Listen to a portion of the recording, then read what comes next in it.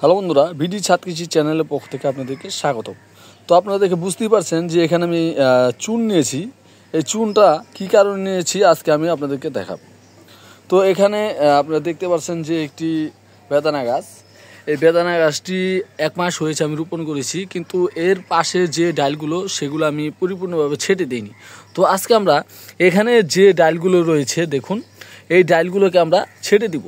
ছেটে দেওয়ার পর আমরা যেখানে ছত্রাকনাশক ওষুধ আমরা লাগিয়ে দিই, সেখানে আমি এই চুনটা লাগিয়ে দিব।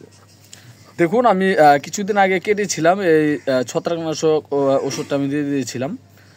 আর আজকে আমি এই ডালগুলোকে কেটে এই চুনটা ব্যবহার করব। কারণ চুনে কিন্তু প্রচুর পরিমাণে ক্যালসিয়াম রয়েছে, প্রোটিন রয়েছে, সেটা কিন্তু আমরা অনেকেই জানি, এবং এই চুনে ছত্রাকে কাজ করে থাকে। তো আজকে আমরা এখানে যে ডালগুলো রয়েছে সেগুলো আমরা একটু ছেড়ে দিচ্ছি। তো দেখুন বন্ধুরা, আমরা ডালগুলোকে ছেড়ে দিয়েছি। এর পাশাপাশি আমার আরেকটি ছোট গাছ আছে, আমি আপনাদেরকে দেখাচ্ছি, চলুন। এই দেখুন বন্ধুরা, এই গাছটি ইতিমধ্যে ফুল এসেছিল, ফুলগুলো এখানে ঝরে পড়ে গেছে। দেখুন,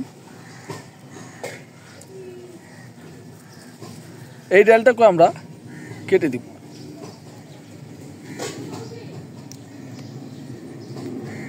এখানে ফুল দুটো এসেছিল, এই দেখুন আগাটা। তবে যাই হোক, এই ডালটাকেও আমরা এখান থেকে কেটে দিব। আর প্রত্যেকটি ডাল যদি এইরকম লম্বাভাবে উঠে যায় তাহলে অবশ্যই আগাটা একটু ভেঙে দিবেন। দেখুন, আমি এই ডালটার আগাটা কিন্তু একটু ভেঙে দিয়েছি। দেখুন,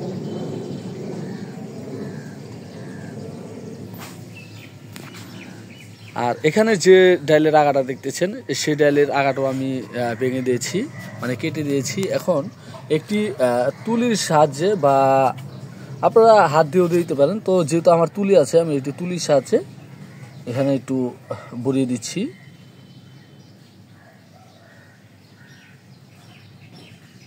কারণ এই চুন খুব ভালো একটি কাজ করে থাকে। আবার অনেকের গাছে দেখা যায় পুরুষ ফুলটা বেশি আসে। তখন আপনারা যদি এই চুন, তারপরে টিএসপি, পটাশ, সামান্য পরিমাণ ডিএপি এবং বোরন, এই চারটা খাবার যদি আপনারা গাছে গুঁড়ায় দিয়ে দেন, তাহলে গাছে প্রচুর পরিমাণে স্ত্রী ফুল চলে আসবে।